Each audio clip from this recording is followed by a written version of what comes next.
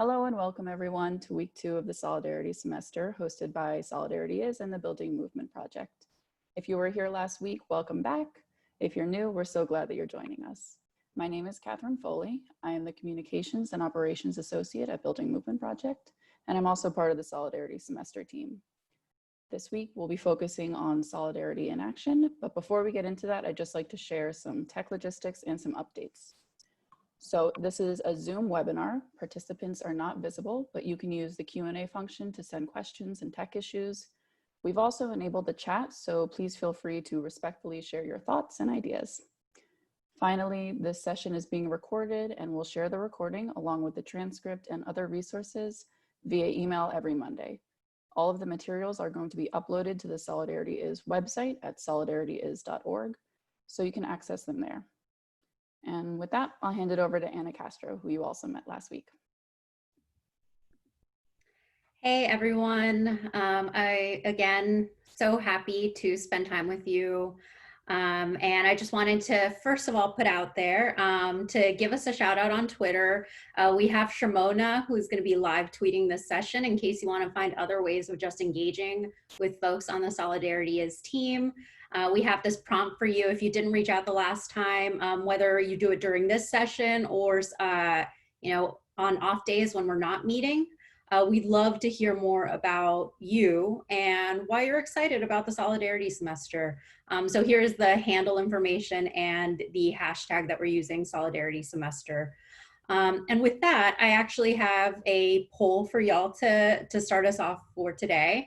Catherine, if you're gonna pull up that poll.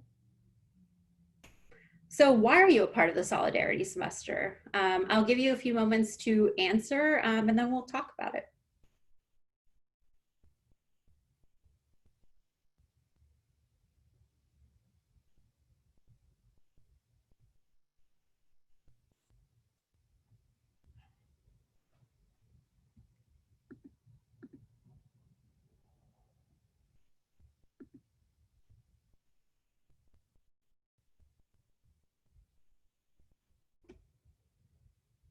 Okay, so just as we're seeing these results come in, a lot of you, the answers honestly seem pretty evenly distributed across the board.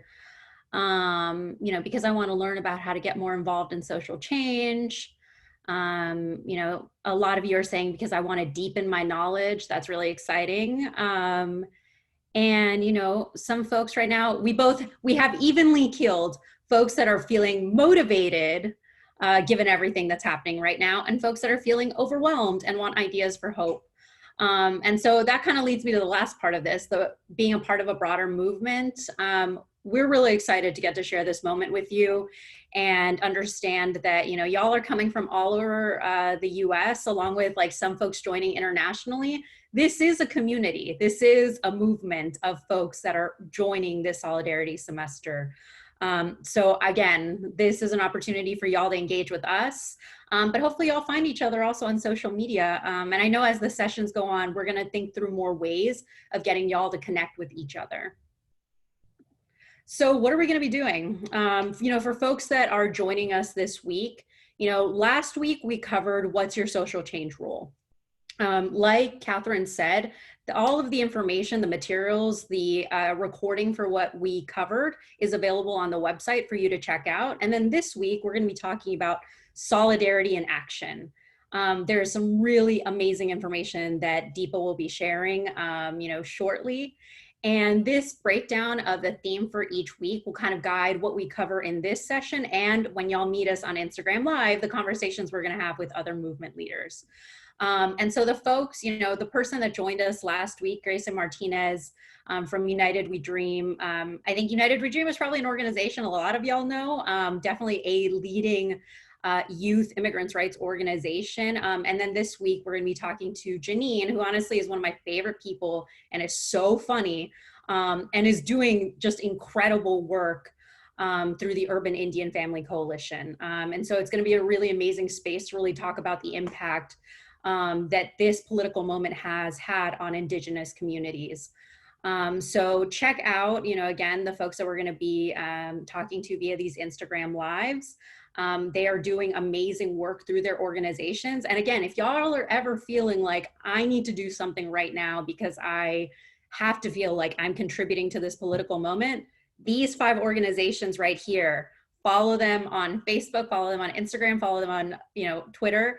These are organizations that are going to give you ways to tap in, to be active in this moment.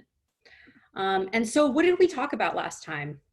Generational moments. So moments that have defined what the work within the movement for social justice has looked like.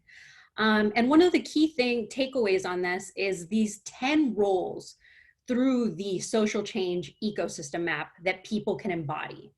And an important thing to note on that is that not one role is more important than any other. It's an entire ecosystem of folks that gather that unite, gather, strategize together in order to enact social change. So this is a tool that you can definitely take back to whatever local organizing efforts you're doing, whether in campus, if you're a part of a student organization or trying to figure out how to plug into this moment virtually, this is a tool to kind of start to see like, where are we at? What skills do we have? How do we move things forward? And then in our conversation with Gracia, we talked about like the entry point that we all have into this movement. We all have a personal story, something at stake that led us to wanting to be a part of a movement for social change.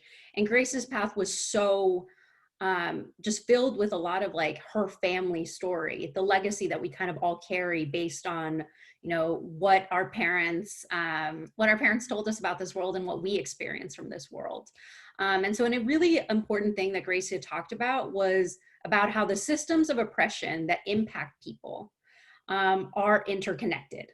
And so our fight, the way that we strategize has to be interconnected. We have to think outside of silos.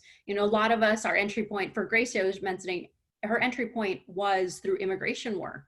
But she talked so much about following the leadership of Black women, Black migrants, in terms of like how that shifted how she saw the issue. So this is, just a brief recap of what we covered last week. Check out the full recordings on our website. And with that, I'm going to pass it to Deepa. Thanks so much, Anna. And hi, everyone. It's great to see you here. We hope that you will continue to use the Q&A, but also the chat. We've opened it up, so let us know what you're being inspired by right now, what is motivating you to take action, and the like. So I wanted to start us off by talking about what solidarity in action really even means. And last week, if you were with us, we talked about the different ways in which social change happens. One of those ways is actually through solidarity. And as you can see from the next slide, we try to really focus on solidarity not being a noun, not being an outcome, but actually being a verb or a practice. It's something that we do over and over again, because a lot of times we might not get it right. And when we practice it over and over, we have the ability to course correct, change, listen to folks who can guide us a little bit better. And so that's why it is a practice. And it's also a way of, as you can see on this slide, a way of building power. It's a way for communities to build power by coming together and uniting. It is a way to deal with backlash, especially backlash against people of color, queer, trans communities, women, that when we come together, we can handle that backlash in a more powerful way. And it's also something that we use individually. So I often say that solidarity shows up in 3 ways. Personally, so the way that we engage with other people, the way that we show up for other people. So you could think of, statements like, I stand with my Muslim neighbor, or white silence is violence, right? Ways in which we do it personally. We also think about it in terms of campaigns and causes. There are many campaigns and causes where you have a solidarity message. One that comes to mind for me is no wall, no ban, no raids, which really has a solidarity message where there's an understanding that we can't just fight against a ban without also fighting against a wall and fighting against raids. And it's thirdly, a message or narrative strategy. So when you think of movements, social movements like Me Too or Black Lives Matter, there's a solidarity message embedded in there. So think about solidarity as something that is a verb and a practice that is used personally, that is used in campaigns, and that is used as a messaging strategy as well. So one of the reasons that we want to make sure that we understand why solidarity is so important is, as you can see on the next slide, it is a really important tool and strategy to confront systems of oppression. Systems of oppression, and you all know this already, right? Systems of oppression show up in many ways: white supremacy, slavery, genocide of indigenous peoples, misogyny. These are all systems of oppression. And systems of oppression oftentimes show up in two ways. One is individual discrimination or bias, where you've got some interpersonal discrimination happening, person to person, group to group. Or it shows up as systemic and structural discrimination, which means that institutions, laws, policies, regulations, the corporate sector, the legal sector, the judicial process, all of these come together to embed the same system of oppression. So let me give you an example of that on the next slide. So the example that I wanted to lift up is anti-Muslim racism, or also something that is called Islamophobia. And Islamophobia and anti-Muslim racism, for one thing, are very intersectional, that system of oppression, which means that it actually shows up in different ways for people depending on their identities. So when you think of, for example, the individual discrimination for Islamophobia, some examples, right, that you already know of are workplace discrimination. A Muslim woman in a hijab who is not given a promotion that she is entitled to is a form of individual discrimination. And it's also a way in which you see the intersectional pieces happening, right? Gender and faith. Oftentimes, anti-Muslim racism and other forms of oppression show up to target people who don't have those identities. So when you think of, for example, Sikh American children who oftentimes are bullied in schools with their turbans being forcibly pulled off is another example of individual discrimination. When you start seeing the state and government and institutions start to embody that same form of discrimination, it moves into the other circle of being institutional discrimination and structural discrimination. So some examples of that, you might remember how the Obama administration actually the Bush administration put forth a policy called special registration, which the Obama administration got rid of, which required people from Muslim majority countries to register with the government, a form of profiling. You might also remember reading about the New York Police Department and how they would surveil people from Muslim South Asian Arab countries and communities. And of course, the Muslim ban, which is a more recent policy from this administration. So these are all ways in which anti-Muslim racism shows up, both intersectionally, individually, and of course, institutionally and structurally. So solidarity can be a way of confronting and dismantling systems of oppression, which is another reason why it can be so powerful. So on the next slide, we actually wanted to ask you about why you engage in solidarity. What propels you and compels you to practice solidarity? Why is it important to you? So you can take a moment to answer the poll. And you can also tell us, if you would like, in the chat as well. What is it that makes you want to practice solidarity?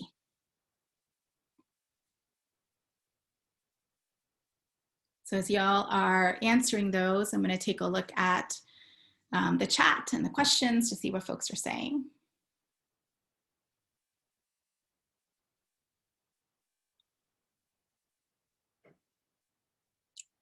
All right, let's see what some of you are saying about why you practice solidarity and what makes you want to practice it.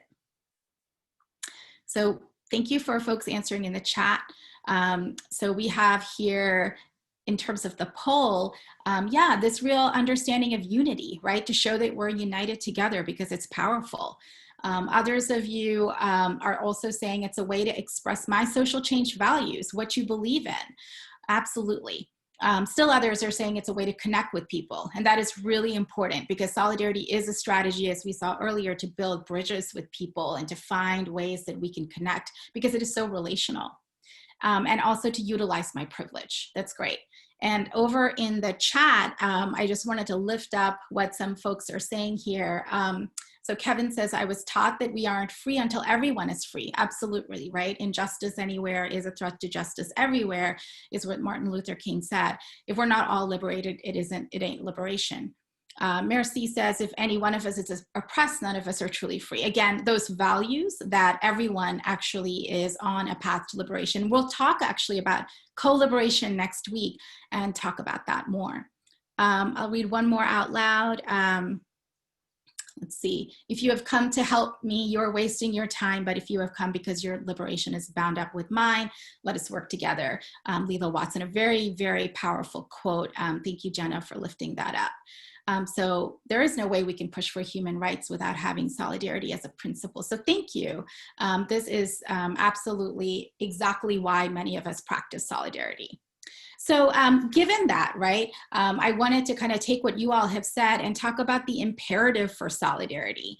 You've mentioned it already, but some of the reasons that why many of us are really thinking about honing our skills to practice solidarity, whether we're individuals, whether we're organizations, or whether we're part of campaigns, is because of some of this.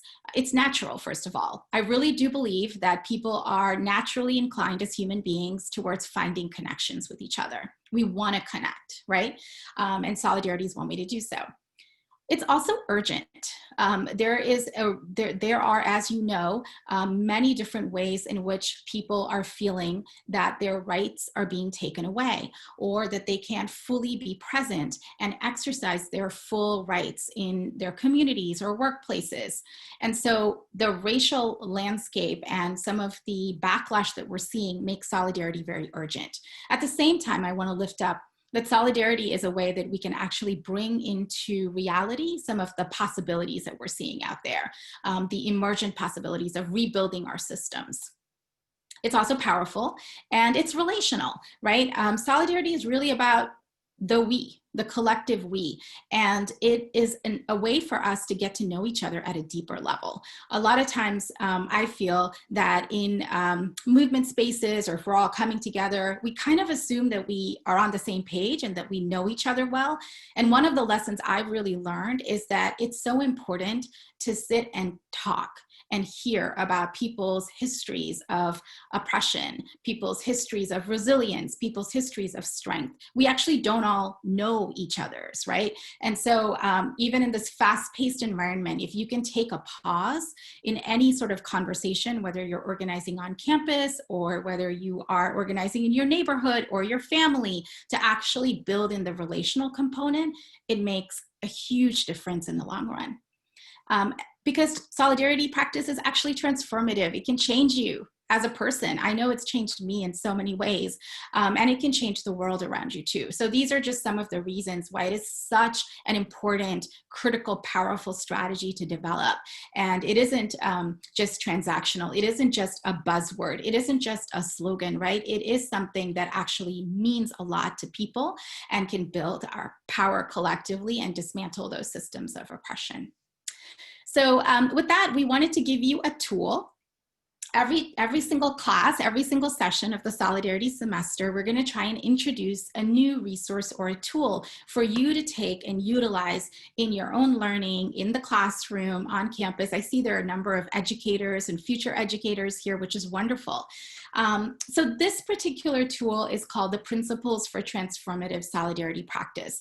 And we put this together because we have been in so many spaces where solidarity is used as a strategy, right? And it is very clear that there are some concepts and principles that come up over and over again that lend themselves to, if we follow them, to build deeper solidarity. And these are some of those principles. As I say with everything that we introduce, this is not a fully formed resource. This is a starting point, but it is based on decades of collective experience. All of these tools are going to be part of what you will find on solidarityis.org. So make sure you take a look at the website, and we'll also be sending it on Monday when we send you our wrap-up emails. But this particular tool allows us to think about what are some of the principles that we need to integrate in ourselves if we're doing solidarity work as individuals, or maybe even as a collective of people. So I'm going to go over them very quickly, and then I'm going to turn it over to Anna to talk about what we believe is one of the most important principles. So the ones that you see here, the 6 are centering, and Anna will be talking about that in detail. Commonalities and capacity, co-conspirators and co-liberation, and connections.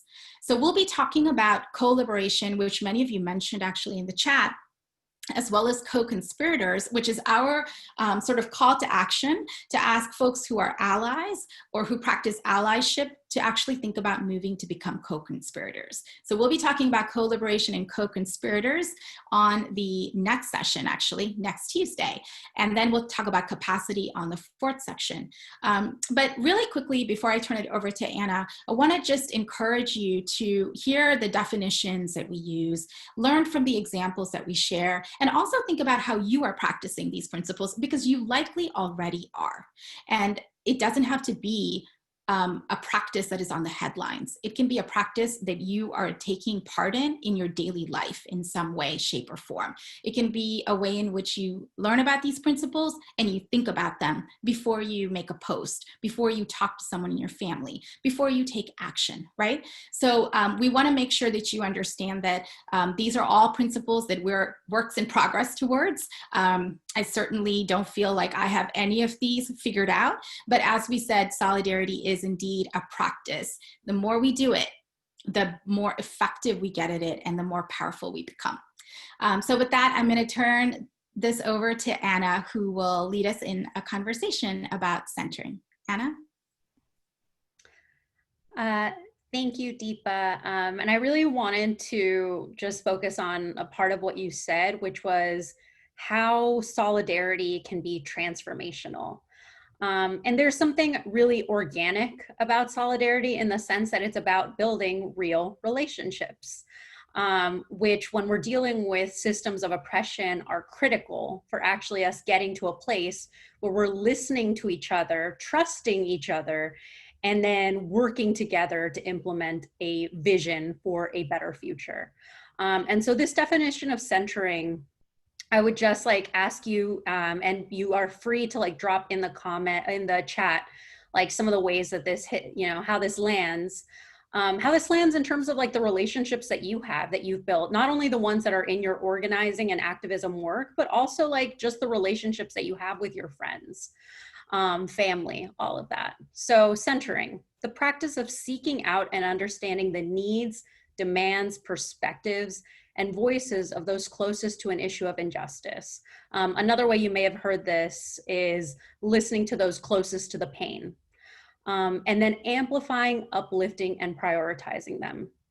At the core of it, when we think about this organically, it's literally, how are you a friend who shows up? How do you treat others in the way that you would like to be treated? So simple. And yet, when we're talking about social change work, the image that I have here is Say Her Name, with talking about Sandra Bland, Rakia Boyd, and more like recently with talking about Breonna Taylor. And this idea of Say Her Name really came out of the fact that, in the Black Lives Matter movement, there was a lot of conversation about how police brutality impacts Black cis men.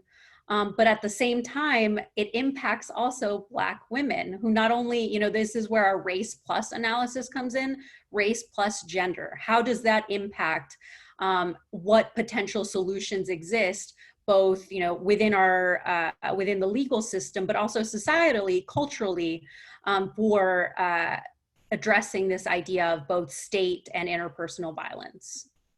And so centering, like, what does that look like when we're talking about solidarity as a strategy. So what does it mean when we say that we need to listen to those closest to the pain? I mean, I think an image to think about is like what it looks like being within a fishbowl. So if you're looking into the fishbowl versus if you're looking out of the fishbowl, how things are distorted depending on what your positionality is. And so there are just some things that, based on how these systems of oppression impact us, that we may not be able to see. We may be incredibly well-intentioned, go out of our way to really learn about how these systems of oppression came to be, but our day-to-day lives do not actually put us in direct contact with what that looks like. So when we talk about listening to those closest to the pain, we're talking about really understanding to the bone, to the meat of it, like how do these systems of oppression impact people now? And thinking about how those solutions change, how the solutions that we think about in terms of a problem change when we center affected communities. And I also think this goes back to like an element of, kind of underlying all these principles of transformative solidarity, which is building meaningful trust. Building meaningful trust that means that collectively we have the power to change society, but it happens when we know we have these real relationships that allow us to center the needs of those most impacted. So I put up here defunding the police. This is something that, this has like been a huge topic of conversation this year, but abolitionist movements, which defund the police is a campaign that's like an outroot of, have existed for quite a while. Abolish the police was something that was being said a few years ago. Abolish ICE, abolish Polimigra. These are all like different tendrils of a central concept around abolition, right? But defunding the police itself is like this demand that many people took and then decided what it meant for them. And in some cases, defunding the police was, co-opted into thinking reimagining policing. And so when we talk about centering, we say we're not going to water down the demands of what a community has said, that they need based on our own either comfort levels or our understanding. If we don't understand what defund the police means, boy, are we lucky, because we have search engines that are geared towards driving us to, many different organizations that are talking about this and have made this, have had for years, this idea of defunding the police as central to their work. And this last idea of like, does centering mean decentering? To an extent, I mean, what centering means is that we are looking for, it's a radical concept because we're looking at the root of a problem. We're not, oftentimes we may be feeling symptoms of a cause. And I say this, when I'm gonna look over to this, next example around centering. At times, we may be seeing only one aspect of how a system of oppression impacts a group of people. But when we actually get into the multiple systems of oppression that impact groups of people, we actually start to see that the solutions we're proposing may either be inadequate, or there may already be ways in which the solutions the problems that we're thinking of have already been answered by another group of people. So for example, Black trans lives matter. I posted this picture from Raquel Willis's Instagram, and in it she talks about the fact that she's been going to, this year, there were so many instances of mass mobilizations in response to the murders of Black folks at the hands of police. But very few of them were there any names of Black trans folks that have been impacted by police violence. And so, she addresses this fact. I'm like, we do a disservice by not lifting up the names of everyone that has been impacted by police brutality. And at the same time, I'm like, there are all these different ways in which, the idea of divesting, investing, from police have already been questions that Black trans folks have had to deal with. because they've had to find alternative means of community protection. So the moment that we start centering others, that isn't decentering. What we're actually getting is a more holistic view of what the solutions actually are. And then this other aspect of it, when we're, when it comes to centering, what is it that we're actually getting towards in terms of building meaningful cross-movement relationships? In terms of, things that have happened in this last year, there was a lot of conversation within the Latinx community, and particularly the white Latinx community, around the murder of Vanessa Guillen. And there was this idea, on social media, conversations around like, where is the energy that people have had against, police brutality for Vanessa Guillen? And this kind of wedging that happens between communities, again, nothing new, again, nothing that we haven't seen before, but luckily we have folks that are out here. This is a snapshot from a post of Mi Gente, a Latinx civic engagement organization that pointed out the systems of oppression that led to the murder of Vanessa Guillen are the same ones that are ensuring that the murderers of Breonna have not been held accountable. And so what happens when we're saying, if them, then not me? This idea of scarcity that underlies this divisive thinking.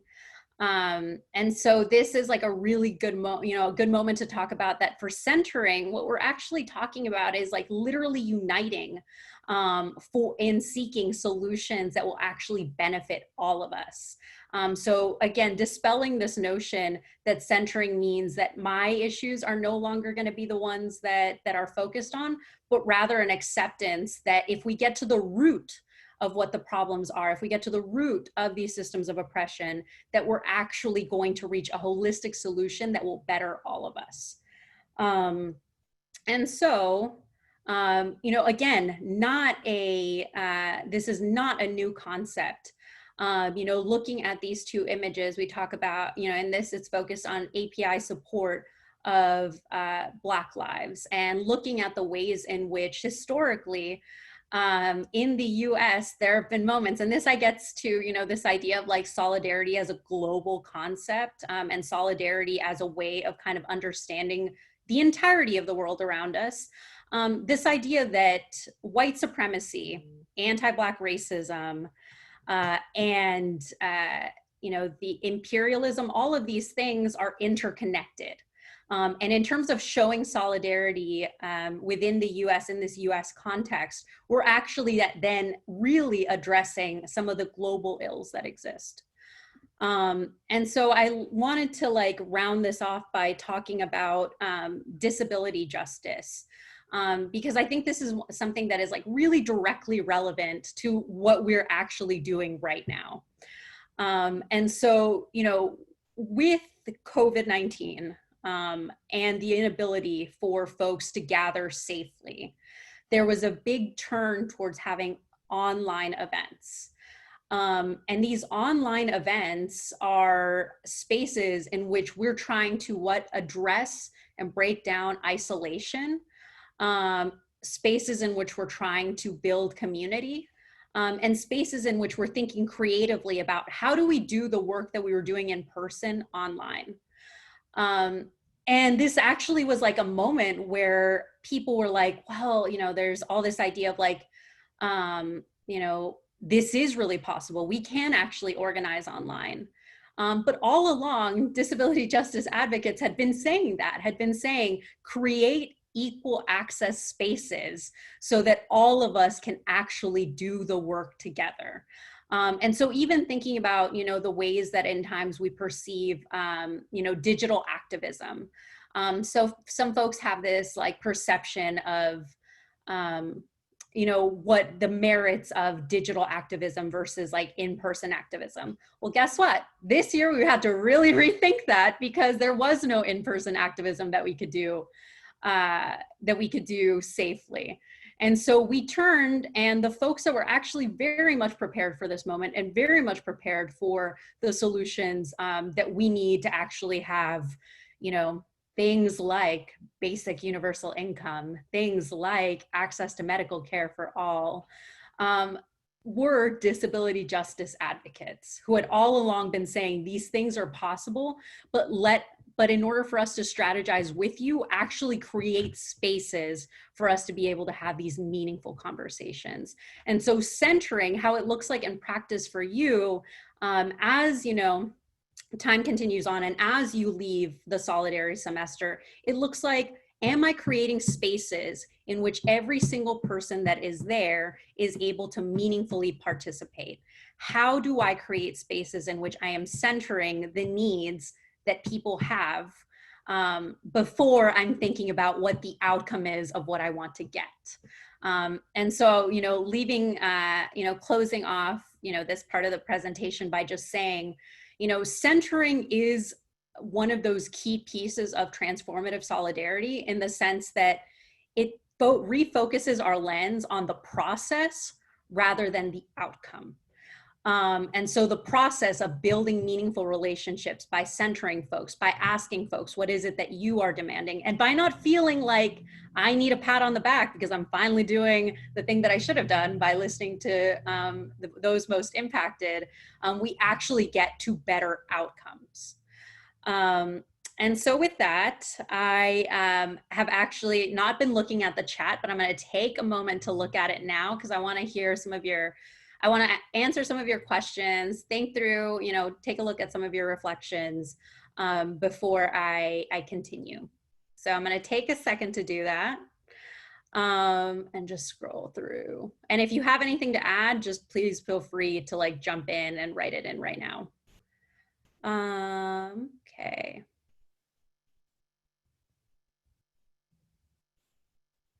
So this is, so Sheila, this is a really great point to bring up. And by the way, I'm only going to be able to look at what's on the chat. I can't look at what's in the question box, Catherine, just FYI. So if there's something that I should answer, drop it in the chat. This question of not wanting to speak on behalf of communities. I think that that's awesome. I think that that is literally the key. And it goes back to something that Deepa mentioned in the first session with talking about in engaging in solidarity, what you first have to have is a firm, solid understanding of yourself. A firm, solid understanding of what the lenses through which you view the world. These lenses are a number of different things. It's race, it's, country of origin, it is gender, it is sexual orientation, it is class, all of these things that have impacted the way that we see the world. And I think for the most part, what I would offer in terms of what centering means in this sense is that there are dozens and dozens of resources out there for you to look at in terms of how to approach any of the topics that you might be covering as a teacher in order to ensure that you're not putting students on the spot to be representatives of their community.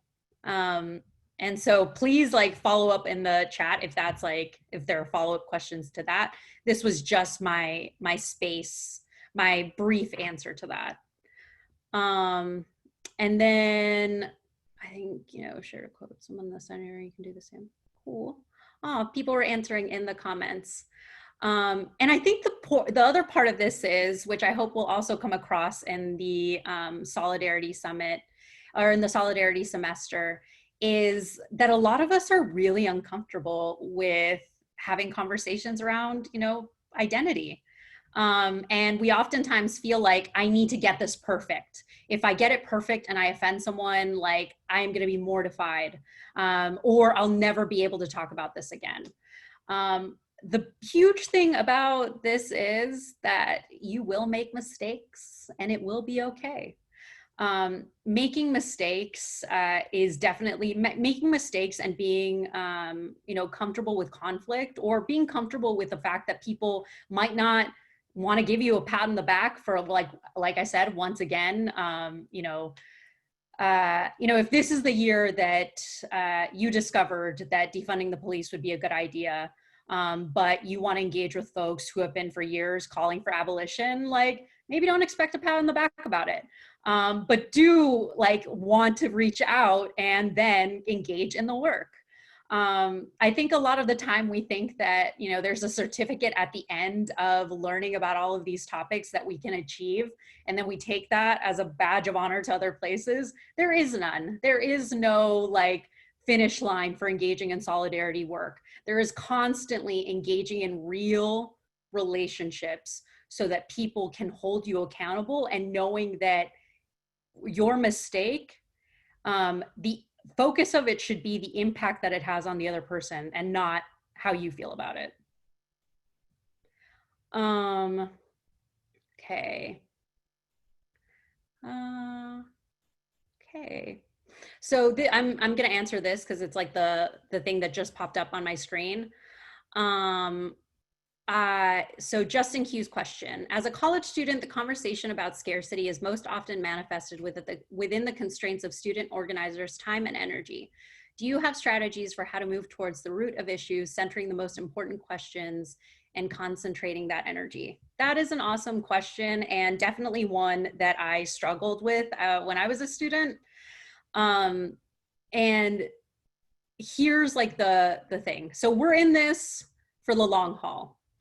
And the long haul being, you know, however, you know, if this is like the type of work, no matter what career you pursue, engaging in the work of wanting a better world for you and the people around you is just something that you're probably going to engage in for a long time.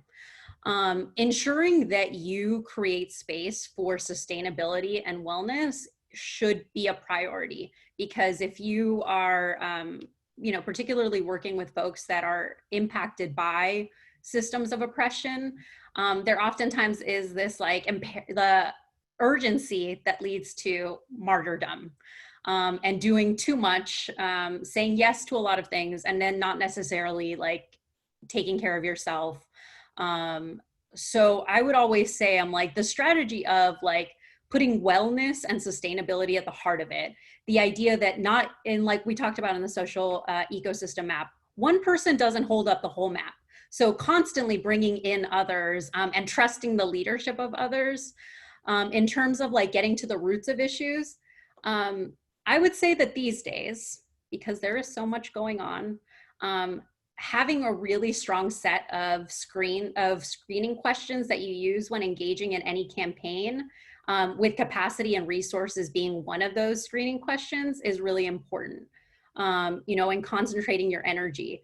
Setting SMART goals, which I'm sure some of you may already know what a SMART goal is. If not, search for it online. Just being very realistic, and like I said, safeguarding the time for rest, because that is what is going to keep y'all, this is what is going to keep y'all in this movement for a long time. And so getting into the next part of our segment, I'm just going to very briefly synthesize what we talked about. So why solidarity? Deepa really went into this so clearly. You know, the part of it being transformative, being this feeding into this sense of urgency, it being relational. There are so many aspects of solidarity that are really natural for us. And it's really like, it really is taking the ways that we approach relationships, friendships, and applying it to social change. How do I genuinely care for another person? And how do I use that as a strategy to change and shift the community around me? We talked about the 6 principles, which y'all can see here. Today we focus a lot on centering, but I mean, we touched on a lot of other ones in terms of, I saw some folks, you know, just very briefly in the chat, when it came to like, what are the roles that non-impacted people can take in the movement? We need some co-conspirators, y'all. This is the moment for it. And we're, you know, going to eventually be talking about co-liberation, connections, and capacity is going to underlie all of it, because we really want to stress that, you know, the conversations that you're going to hear from all the amazing folks during the Instagram lives, these are seasoned folks that are entered into this work probably with the same questions, ideas that y'all did. And through trial and error, we learned, how do you sustain yourself through this moment? And how do you really, you know, come to really trust that our community has got us. I know that in these last few weeks, there have probably been moments where the immensity of this moment might have caught you off breath. You know, some folks at the beginning said that you're feeling like hopeless. This idea, you know, that we really in our communities have practiced caring for each other, and that it's really possible that with everyone that is activated and involved right now, we have the ability to create the better world that we all want to live in. And so, you know, to answer the question, what is capacity? Capacity is both, you know, the resources, whether it's like our energy, or, you know, resources when it comes to like budgets, et cetera, the capacity that we have in terms of engaging in social change work. But for us, for the purposes of these conversations, we're really going to be focusing on sustainability. And so that was this class. And I want to pass this on to one of my favorite people, Deborah. But first, I am going to cover this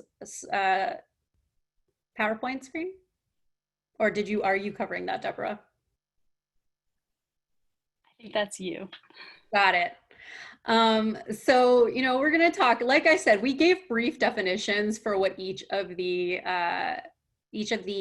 6 C's of transformative solidarity are.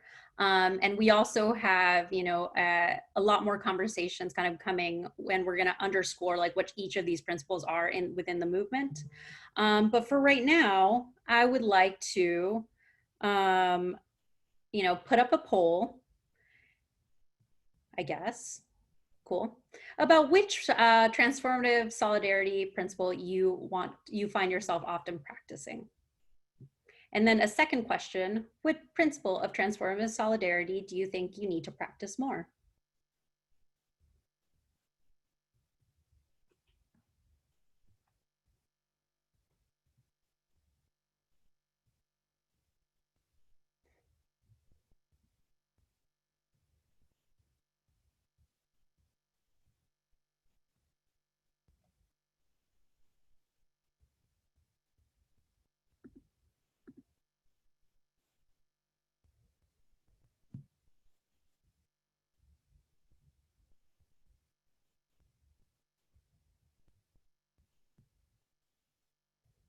Okay, so a lot of us find ourselves practicing connection, which is awesome. That is literally right now, with the way things are going in terms of like physical distancing that we've had to do for the last few months, some of us, folks that experience the wildfires on the West Coast, you know, this idea of connection is more vital than ever.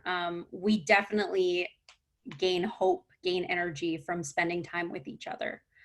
And then what principle of transformative solidarity do you think you need to practice more? We had centering and co-conspirators.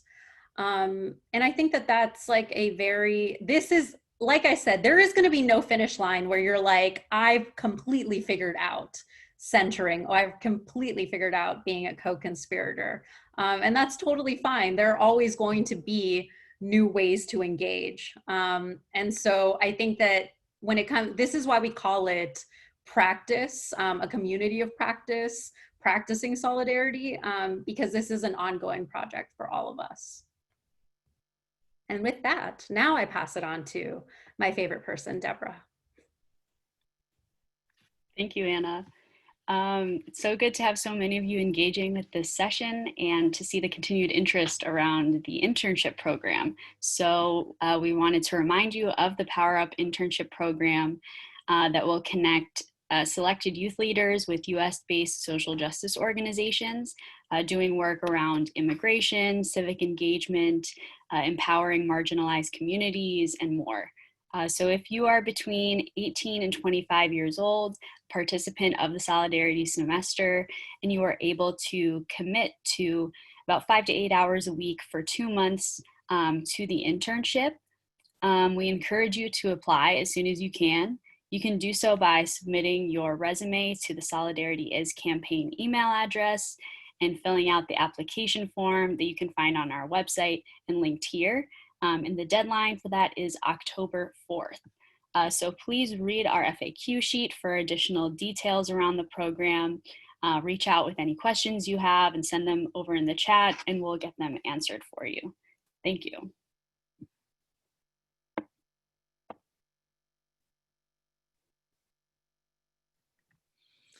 Thanks a lot, Deborah.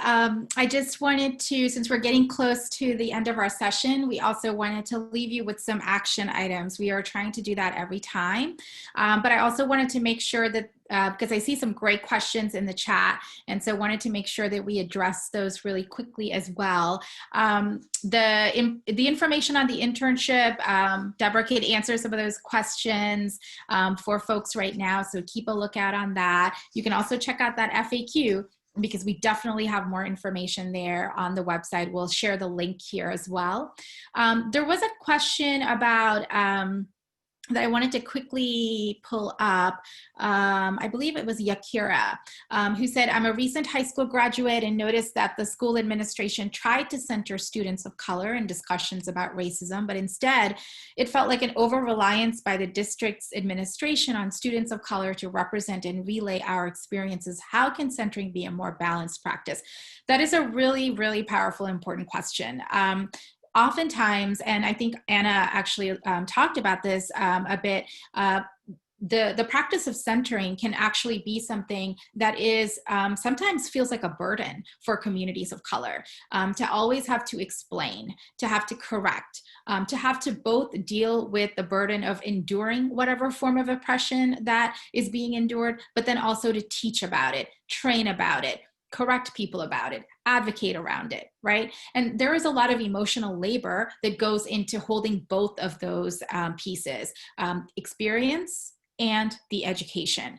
And so, so I want to just point out that your question really comes from a very valid place about what is the impact. And so when we center, we also want to really think about the impact on, say if it's a community of color, as it is in this case, what would be the impact on the community of color or the student of color, right? If they're being asked to explain and teach others. Ways that you could do that is actually by seeking consent of that community or that person to ask, is this something you feel comfortable with, right? A second way is to actually compensate that person, especially if it is an organization or a person who's speaking out. Oftentimes, I've seen organizations make sure that there's some sort of compensation provided for sharing one story over and over. A third way is to actually provide support. So is there a way to actually support that person or that group of folks who are sharing their stories and kind of representing and relaying their experiences? What does that support look like? That'll depend on the folks that you're working with.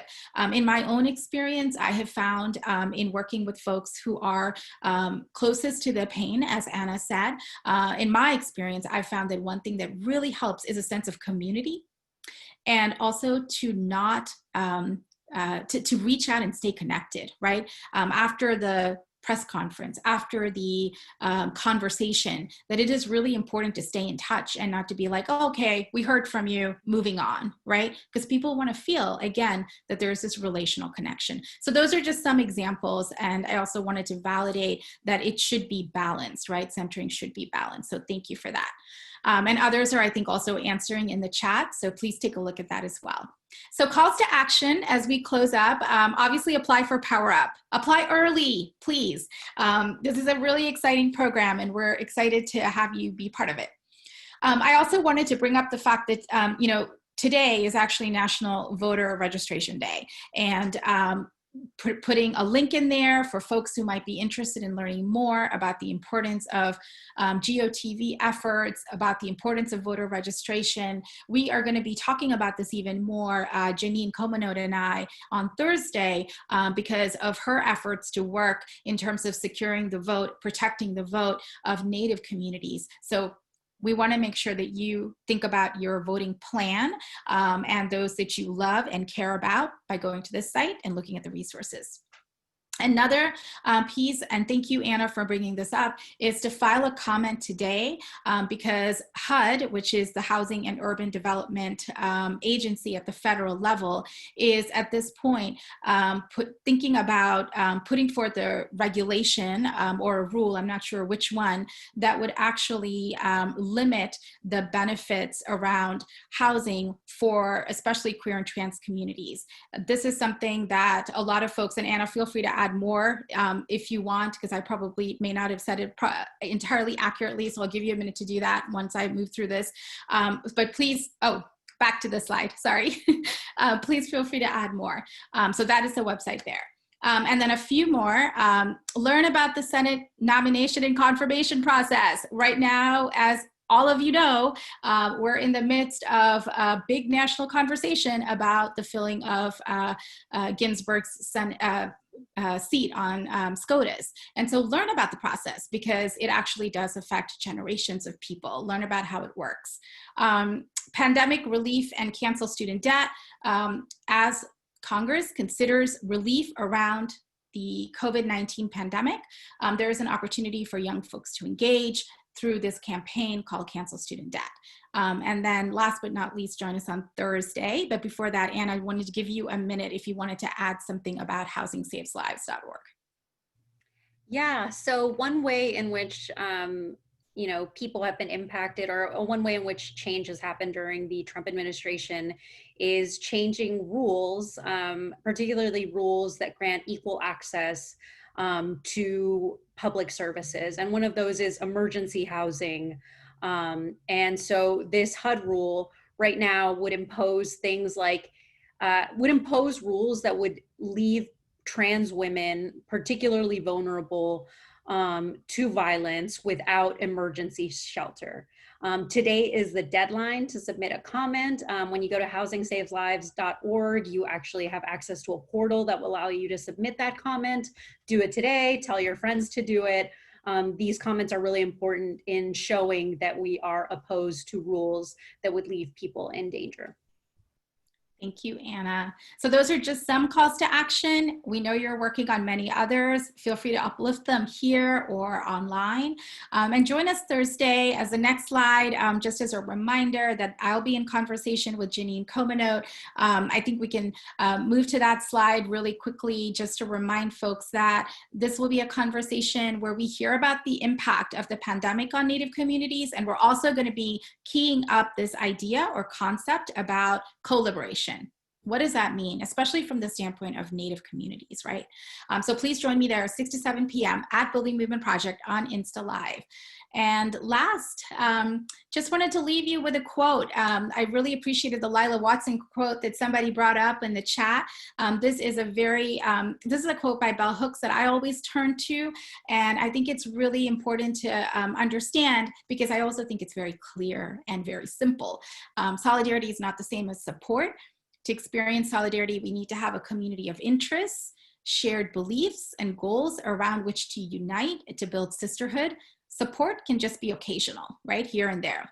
It can be given and just as easily withdrawn, but solidarity requires sustained, ongoing commitment. So if there's anything we want you to take away from this conversation, it is that solidarity is a verb and a practice requiring us to show up time and again, that it is absolutely natural to make mistakes and course correct, and that we're all learning together how to actually build power in a collective manner. So with that, I want to thank you all for joining us. It's been a great session. Really, really loved all of the questions. Keep interacting with us on Twitter at solidarity_is with the hashtag Solidarity Semester, same on Instagram.